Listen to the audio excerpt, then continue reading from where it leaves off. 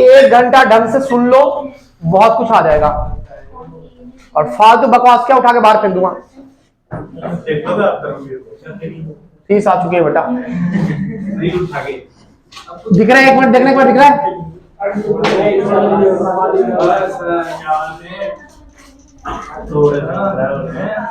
Accounting ratio.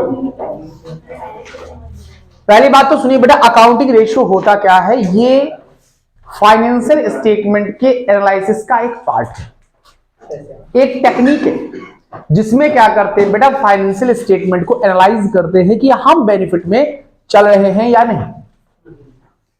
ये सबसे best tool होता है। आपके पास एक बात बता दूं, टेक्निक बहुत सारे हैं, accounting ratio, cooperative, common, trend analysis, है ना बेटा। आपके पास कैश फ्लो, फंड फ्लो, बहुत सारे टेक्निक है, लेकिन सबसे बेस्ट टेक्निक जो हम अपनी फाइनेंशियल सिचुएशन को हम एनालाइज कर सके, वो कौन सा सिचुएशन है? अकाउंटिंग रेशियो बेस्ट है। अगर आ जाए 4 ऑप्शनों में से तो पहला ये टिक लगाना है, ठीक है। अभी अकाउंटिंग रेशियो होता क्या है? थ्योरी सब आपको लिखा रखा है। क्या होता है अकाउंटिंग रेशियो? सबसे पहली बात कि अकाउंटिंग रेशियो 2 शब्द से बना हुआ है। ये पहला है अकाउंटिंग, इसमें सारे के सारे डाटा किसके होते हैं बेटा? अकाउंट से रिलेटेड। किसके होते हैं बेटा? लेखांकन से संबंधित होते हैं। दूसरा रेशियो है, रेशियो का मतलब उसी अकाउंटिंग डाटा का रेशियो में क्या करना, शो करना, क्या कहलाता है बेटा? अकाउंटिंग रेशियो कहलाता है। समझ में आया क्या? जो भी अकाउंटिंग कर रहे हैं उन्हीं डाटा को रेशियो में कैलकुलेट करना, उसको क्या कह लेते बेटा? Accounting ratio. ये रेशियो दिख रहा है, सिर्फ वर्ड क्या दिख रहा है आपको बेटा? रेशियो। लेकिन रेशियो से संबंधित जो आंसर होंगे वो होंगे बेटा, एक तो बेटा किसमें? रेशियो में। किसमें? रेशियो में। दूसरा टाइम्स में। तीसरा परसेंटेज में। तीसरा किसमें बेटा? परसेंटेज। चौथा सुन लीजिए इधर, चौथा रुपीज में भी आता है। और पांचवा जो किसी में भी नहीं आता उसको रेशियो में ये मान लेते हैं बेटा। जैसे बहुत सारे ऐसे आंसर है, जैसे अर्निंग पर शेयर, ये भी रेशियो का पार्ट है, लेकिन इसका आंसर जो आता है वो किसमें आता है? रेशियो में आता है। किसमें? रेशियो में, सॉरी रुपीज में। Gross profit ratio, net profit ratio, इस सब का आंसर किसमें आता है बेटा? परसेंटेज। टर्नओवर रेशियो किसका आंसर आता है बेटा? टाइम्स में। प्रॉफिटेबिलिटी रेशियो और लिक्विडिटी रेशियो और सॉल्वेंसी रेशियो, इन सब का आंसर किसमें आता है बेटा? Ratio. Dividend pay out ratio, इसका आंसर किसी में भी नहीं आता, क्योंकि अब फॉर्मूला क्या है? Dividend per share upon earning per share. ऊपर भी रुपीज, नीचे भी रुपीज। रुपीज से रुपीज कट गया तो क्या आंसर आता है? कुछ भी नहीं आता है। लेकिन ये जो होता है उनका आंसर, आप जैसे कि मान आपका आ गया 3, कट करने पर कितना आ गया बेटा? 3। जैसे कि 12 रुपीज और नीचे है बेटा 4 रुपीज। इसको रुपीज से रुपीज कट, इसको कट करेंगे तो कितना आएगा बेटा? आपके पास 3 आएगा। इसको आप लिख सकते हो बेटा 3:1 में लिख सकते हो, या फिर वैसे भी छोड़ दे तो कोई दिक्कत नहीं है। क्लियर क्या? ये ऐसे ही चलेगा। अब हम बात करते हैं इसकी ऑब्जेक्टिव क्या है, एडवांटेज क्या है, लिमिटेशन क्या है, वो सारी चीजें हमने आपको लिखा रखा है बेटा। बस 2-2 लाइन 3-3 लाइन आप लोग को याद करना है, बस 2-2 लाइन 3-3 लाइन जो भी आपको याद हो वो कर लेना बेटा। सिर्फ 2-2 लाइन 3-3 लाइन। क्योंकि रेशियो कितने नंबर का है? कल मैंने टेबल बनाया था बेटा, ब्लूप्रिंट बताया था आप लोगों को। रेशियो बहुत कम मार्क का है, तो ज्यादा मार्क्स का पूछेगा नहीं, और ज्यादा मार्क्स का आपको प्रैक्टिकल पे ध्यान दिया जाएगा। अगर उसमें थ्योरी आता है, और में थ्योरी आ सकता है, और जरूरी नहीं है, क्योंकि इससे पहले वाले इस वाले बैच में बेटा दोनों के दोनों क्या आए थे? सारे के सारे क्या आए थे? प्रैक्टिकल आया था, न्यूमेरिकल आया था। इसे ध्यान आपको दोनों पे देना है।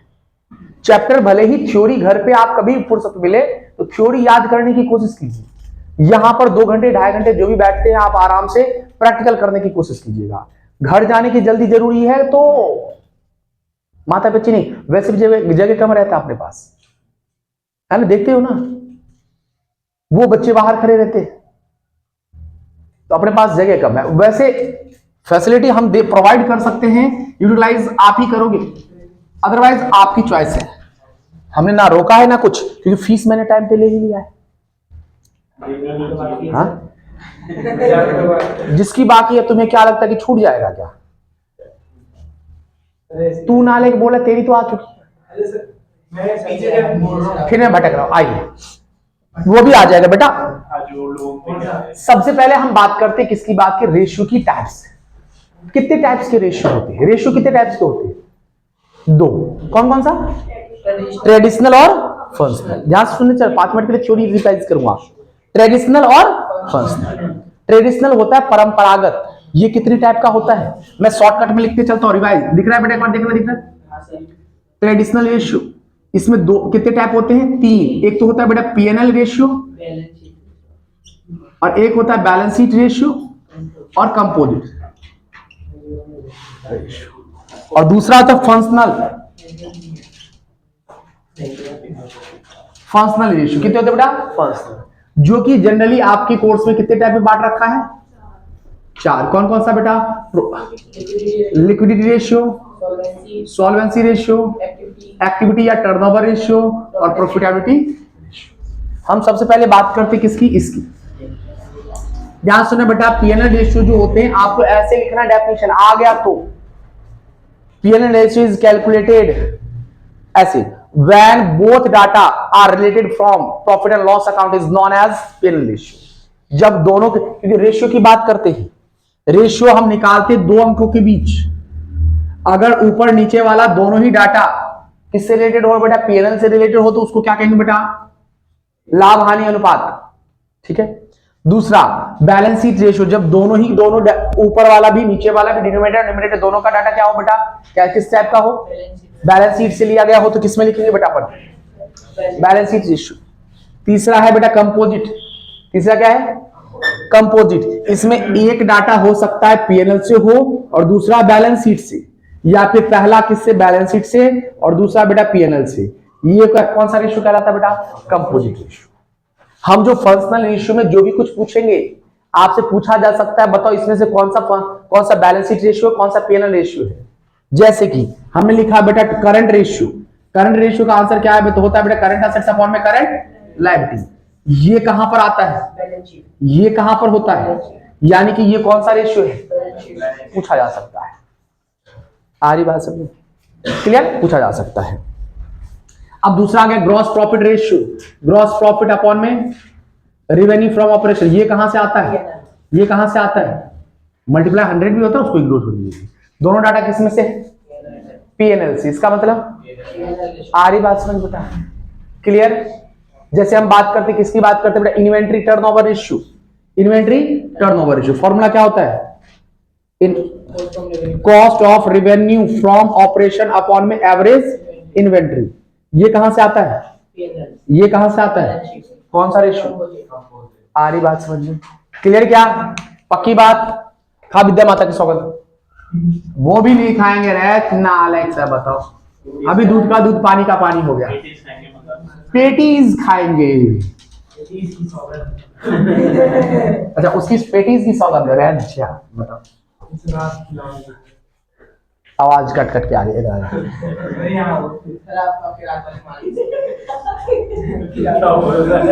ये अपनी बेसिक टाइम टू टाइम खुद करवाता है। आइए अब हम बात करते हैं बेटा, उसका उतना ही काम था, थ्योरिकल काम था। प्रैक्टिकल में जो काम आएगा वो आपसे ऐसे पूछा जा सकता है। लेकिन अब हम बात करते हैं किसकी? फंक्शनल रेशियो की बात करते हैं, क्रियात्मक की बात करते हैं बेटा, जो न्यू ट्रेंड में चल रहा है। ठीक है।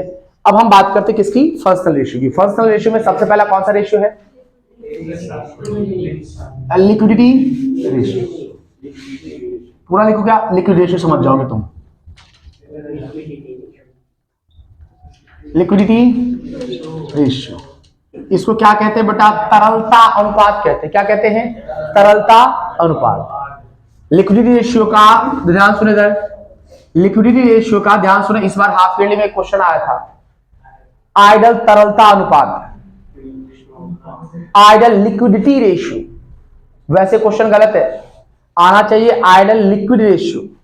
तो हमने आपको लिखा रखा है 3 याद रखना, इनमें से एक आप नहीं दिख रहा है ऊपर, यहां दिख रहा है, ये 3 याद रखना बेटा।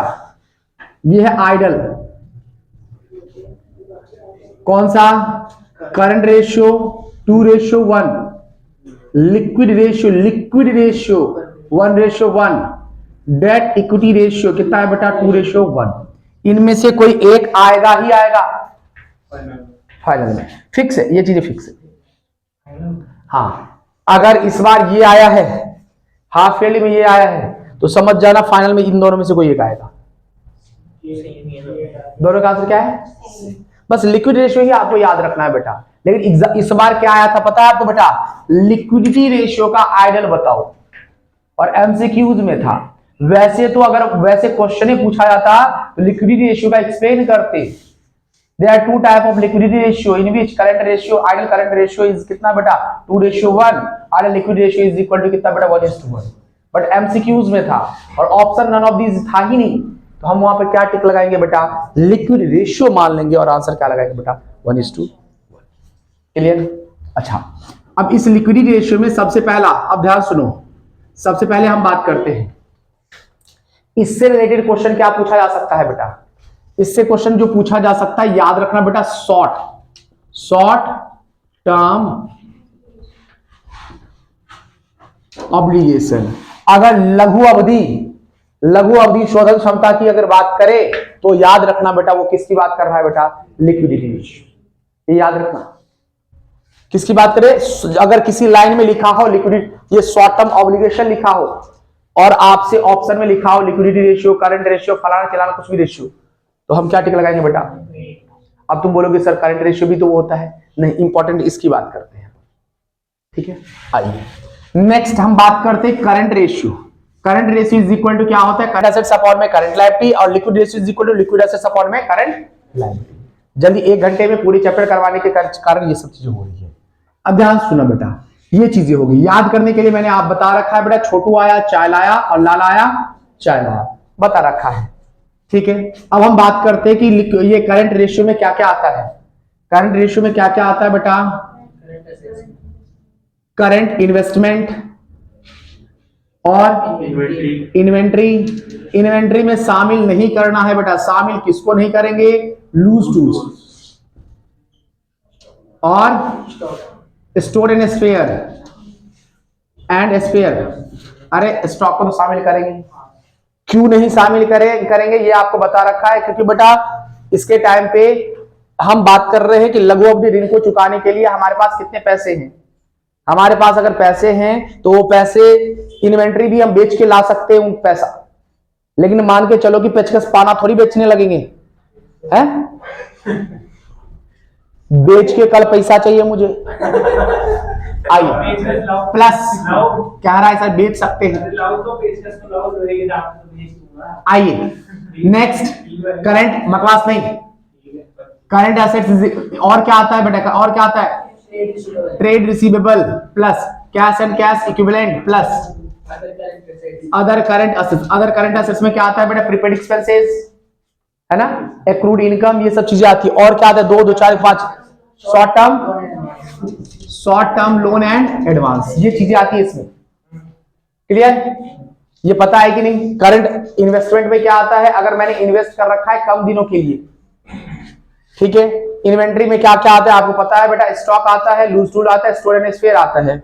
लेकिन स्टोर एंड स्पेयर और लूज टूल्स को क्या करना है बेटा? हटा देना है। फिर आता है ट्रेड रिसीवेबल, लिखा हुआ है कि नहीं? ट्रेड रिसीवेबल में क्या क्या आता है बेटा? डेटर और रिसीवेबल। याद रखना बेटा, कभी कभार आपको डेटर रेशियो आगे पढ़ा देंगे हम। कैश एंड कैश इक्विवेलेंट में क्या आता है बेटा? Cash in hand, cash at bank, marketable security, public marketable security, demand deposit, ये सब चीजें आती है, ठीक है। और उसके बाद आता है बेटा अदर करंट एसेट्स, बता रखा है बेटा क्या क्या आता है? प्रीपेड एक्सपेंसेस और accrued income. Short term loan advance में कम अवधि के लिए किसी को लोन दे रखा है तो खत्म। अब बात करते हैं करंट लायबिलिटी के बारे में। करंट लायबिलिटी में क्या क्या आता है भाई? क्या क्या आता है? Long term, short term, long नहीं, short term borrowing plus short term provision plus trade payable, other current liability. Short term borrowing में क्या आता है? अगर कम समय के लिए हमने एक बैंक से लोन ले रखा है, किसी और से लोन ले रखा है, कम समय का मतलब 12 महीने से कम या ऑपरेटिंग साइकिल से कम। दूसरा आता है शॉर्ट टर्म प्रोविजन, जितने भी प्रकार के आपने प्रोविजन पढ़े हैं वो सारे का सारे इसी में आते हैं, अभी तक जो भी पढ़ा है आपने प्रोविजन। फिर आता है आपके पास ट्रेड पेबल आता है। ट्रेड पेबल में क्या क्या आता है बेटा? क्रेडिटर और बिल्स पेबल। और अदर करंट लायबिलिटी में क्या क्या आता है बेटा? Outstanding expenses, unearned income, advance tax इसमें आता है ना।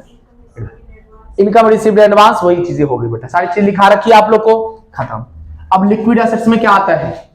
लिक्विड एसेट्स में हर वो चीज वो का वो आता है, सिर्फ और सिर्फ करंट एसेट्स जैसा ही होता है, याद रखना करंट एसेट्स ही होता है, लेकिन इसमें से क्या माइनस कर देना बेटा? Inventory minus prepaid expense. और एक चीज और टीचर लिखाते हैं, इनका क्या लिखाते हैं बेटा आपके पास? Advance tax. एडवांस टैक्स भी एक टाइप का प्रीपेड एक्सपेंस ही है कि नहीं? एडवांस में अगर हमने टैक्स पे कर रखा है तो वो एक टाइप का प्रीपेड एक्सपेंस ही है कि नहीं? फिर भी अगर नहीं समझ में आए तो लिख लिया करना बेटा एडवांस टैक्स। ये सब चीजें आती है, क्वेश्चन में पुट करना है, इन चीजों को क्वेश्चन में पुट करना है और आंसर निकालना है। क्लियर?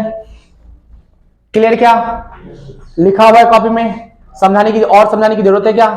क्वेश्चन लेने की जरूरत है क्या? क्वेश्चन पहले अपन क्या करते हैं, पूरा का पूरा समझ लेते हैं, फिर टाइम बचेगा तो करवाएंगे, नहीं तो घर पे आप प्रैक्टिस कीजिएगा। समझ में कुछ ना आए तो तुरंत बोल देना बेटा। कभी कभार क्या होगा कि आपको करंट एसेट्स नहीं दे रखा होगा, आपको यही सारी चीजें दे रखी होगी, आपको दिमाग लगाना है कि लिक्विड एसेट्स में क्या क्या नहीं आता है। इन्वेंट्री नहीं आ रहा है तो इसको इग्नोर करेंगे जोड़ते टाइम, इसको जोड़ेंगे, इसको जोड़ेंगे, इसको जोड़ेंगे, साथ साथ अदर करंट एसेट्स में सबको जोड़ेंगे, प्रीपेड एक्सपेंस और इसको छोड़ देंगे, ठीक है, फिर इसको जोड़ेंगे, बस आंसर आ गया लिक्विड एसेट्स। आ रही बात में? लिक्विड एसेट्स में क्यों प्रीपेड एक्सपेंस को क्यों इग्नोर कर देंगे बताओ? इन्वेंट्री को क्यों इग्नोर कर देंगे बता सकते हो? लिक्विड एसेट्स में लिक्विड एसेट्स कैलकुलेट करते टाइम क्यों हम इन्वेंट्री को इग्नोर कर देंगे? क्या लिक्विड एसेट्स में इन्वेंट्री नहीं आता है? सर नहीं आता है। क्यों? आपने लिखाया है, बट वास्तव में क्यों नहीं आता? क्योंकि हम बात कर रहे हैं कि हम बात कर लिक्विड जो कैश है, जिसको आप जब चाहे कैश में कन्वर्ट कर लो। क्या आप इन्वेंट्री को जब चाहे कैश में कन्वर्ट कर सकते हो क्या?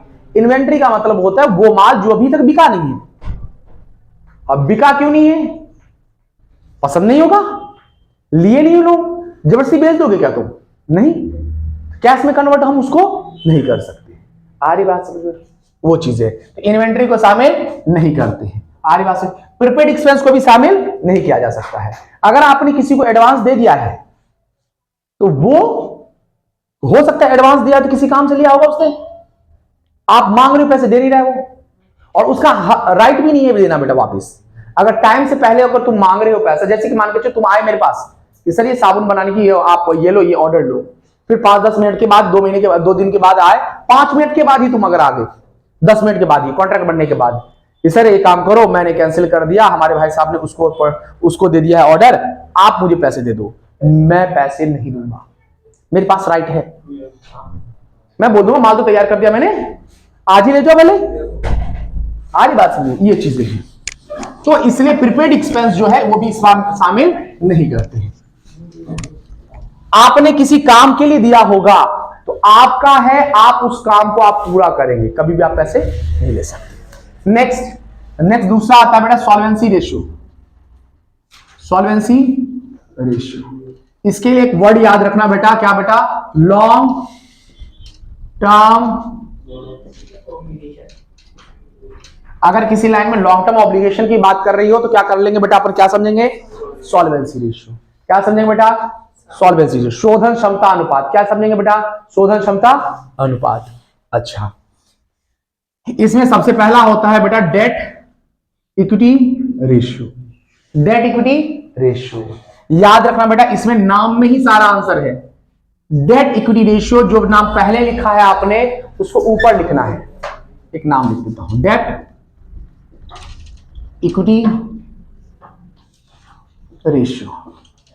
कभी कभार एग्जाम में ऐसे लिखा होगा, इसका मतलब भी 2 होता है, और कभी कभार लिखा होगा डेट टू इक्विटी रेशियो, तो इसका मतलब भी 2 ही होता है।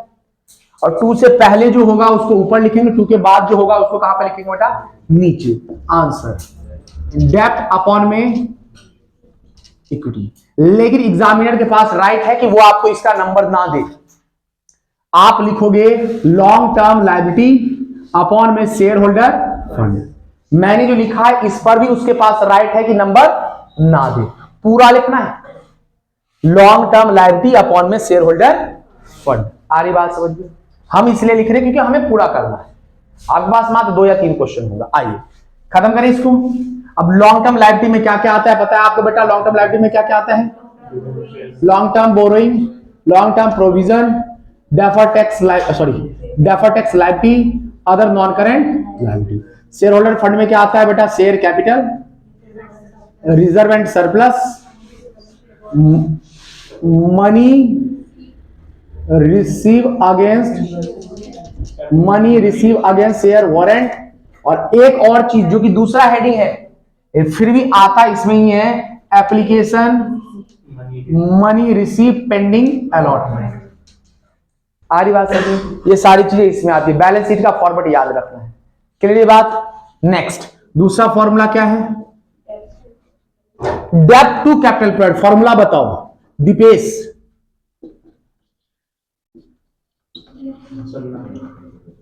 बताओ इसका फॉर्मूला बताओ। मैंने क्या कहा अभी? फॉर्मूला क्या होगा? जब तेज बोल। डेब्ट अपॉन में कैपिटल एम्प्लॉयड। डेब्ट के जगह पे क्या लिखेंगे? लॉन्ग टर्म अपॉन में कैपिटल एम्प्लॉयड की जगह पे क्या लिखेंगे? कैपिटल एम्प्लॉयड की जगह पे लिखेंगे नेट एसेट्स। नेट। अब ये नेट एसेट्स क्या होता है पता है आपको? Net assets is equal to होता है total assets minus current liability, या फिर इसको कहते हैं एक्सटर्नल लायबिलिटी। ठीक है?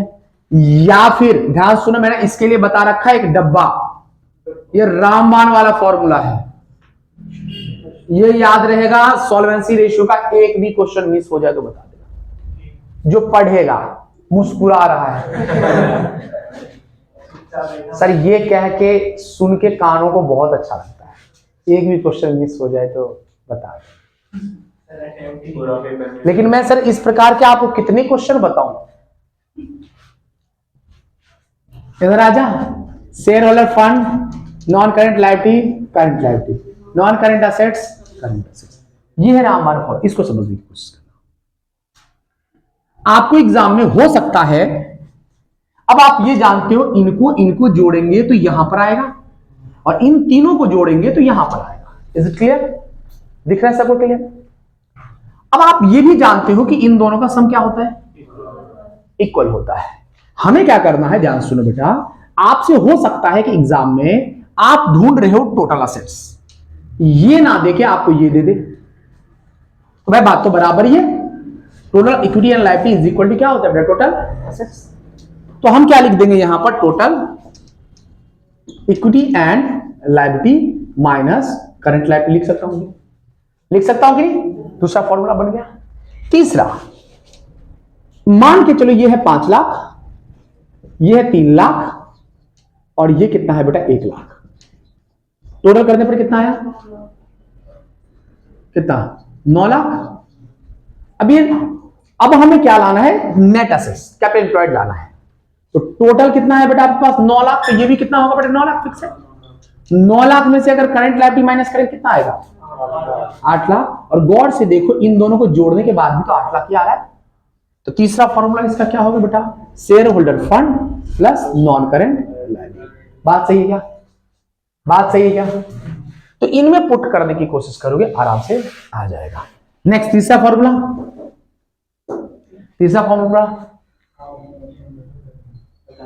बुक में देख के नहीं पढ़ा जा रहा तुमसे, खोई हुई है। गीत गाने के लिए आया है? हाँ, प्रोप्राइटरी रेशियो, इसको कहते हैं बेटा स्वामित्व अनुपात। इसको क्या कहते हैं? स्वामित्व अनुपात, स्वामी की पूंजी।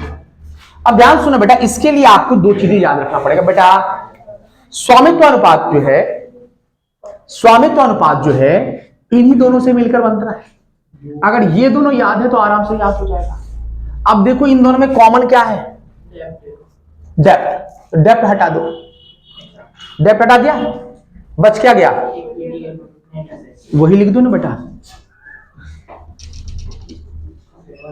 इक्विटी एंड नेट वैसे स्वामित्व, हाँ वैसे स्वामित्व अनुपात जो होता है बेटा, प्रॉपर्टी रेशियो जो होता है, इसका मतलब होता है स्वामी की पूंजी। स्वामी की पूंजी, स्वामी की पूंजी अनुपात जो कहलाता है वो क्या कहलाता है बेटा? इक्विटी। इक्विटी किसका है बेटा? ओनर का ही है, शेयर होल्डर का ही है, अपॉन नेट एसेट्स खाता। लेकिन पुस्तक में आपके पास किताब में बेटा एक और फॉर्मूला दे रखा है, इक्विटी अपॉन में टोटल असेट्स। आ रही बात समझ में? Total assets. आपको एग्जाम में इससे भी आंसर निकालना है और इससे भी आंसर निकालना है। नीचे लिख देना है, इसकी गणना निम्न सूत्रों से भी की जा सकती है। इसकी गणना इक्विटी अपॉन टोटल असेट से भी किया जा सकता है, क्योंकि आपको बुक में क्या रखा है। आ रही बात? हो सकता है क्योंकि हमने देखा, एनालाइज किया है, इधर जो कुछ बच्चे कर रहे थे उसका आंसर इस बुक से आ रहा था, इस फॉर्मूले से आ रहा था। इधर के कुछ एक बच्चे का आंसर किताब में आंसर इससे आ रहा था। याद है मुझे बेटा, जिसका आंसर है 0.51 और इधर है बेटा 0.71। याद है कि नहीं आप लोग? तो हम क्यों जिद करें, बहस करें? दोनों लिख दो। आ रही बात से? दोनों लिख दो, एग्जामिनर खुश। क्लियर ये बात? इसके बाद नेक्स्ट फॉर्मूला क्या है? Total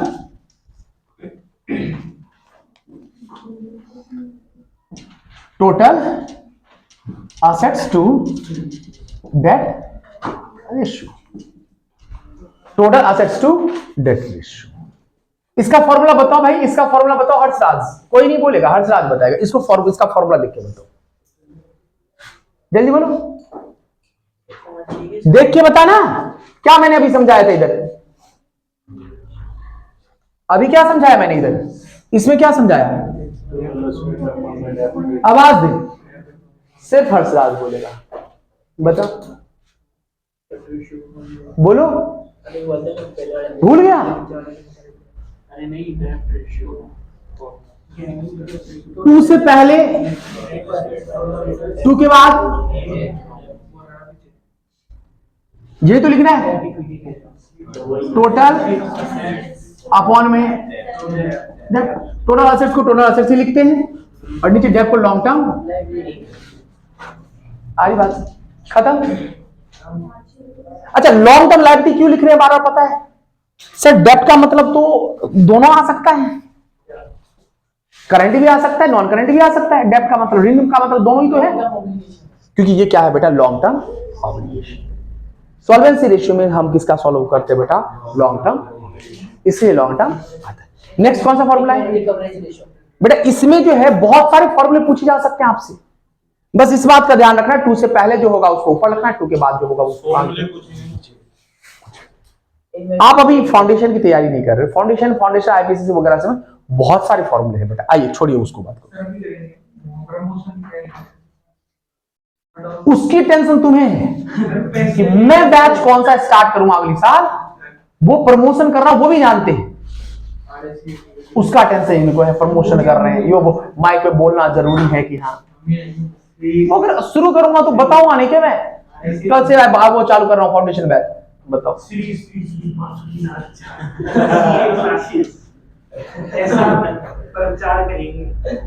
next, interest.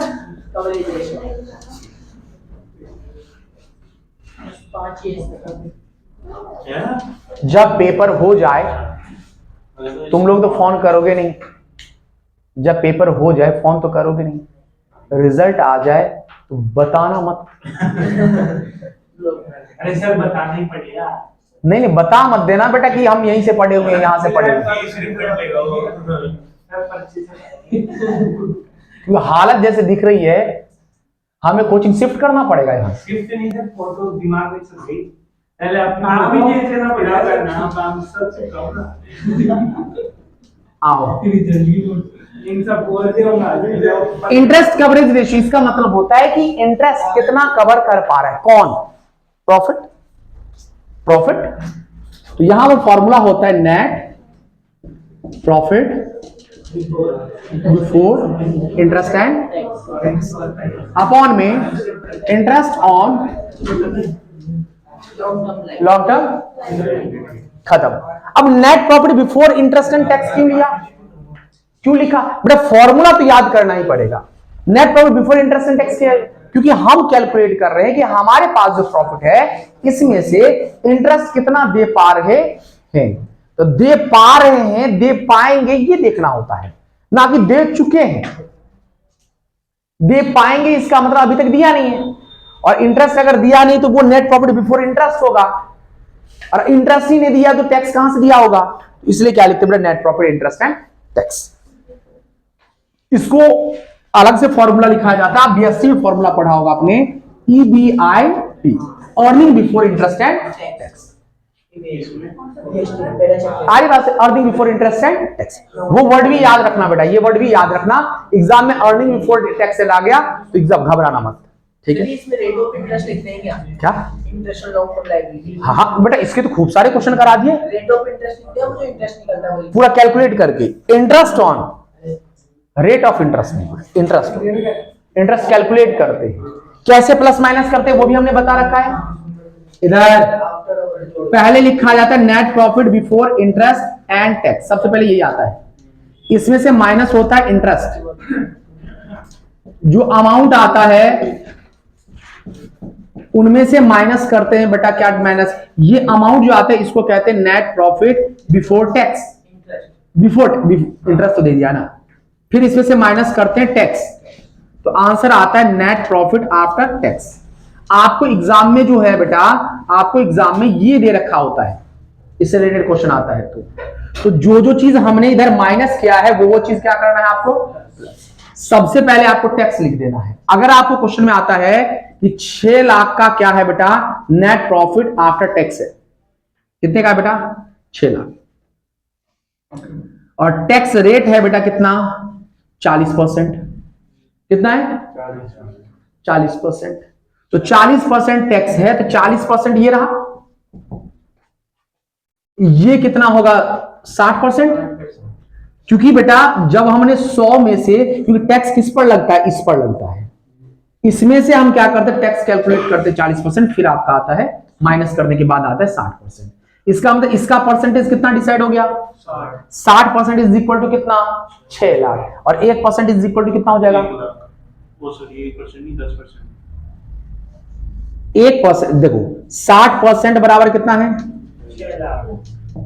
1% is equal to बटे 60 गुना, मुझे कितना परसेंट चाहिए, क्योंकि मुझे ये अमाउंट चाहिए, इस सबका लेना देना हमें करेंगे क्या हम, 100, सीधे से 0 से 0 गया, यहां पर आ जाएगा कितना बेटा, 10,000, 10,000 को 100 से मल्टीप्लाई करूंगा कितना आएगा बेटा, 10 लाख, कितना आएगा 10 लाख, यहां पर लिख दूंगा 10 लाख।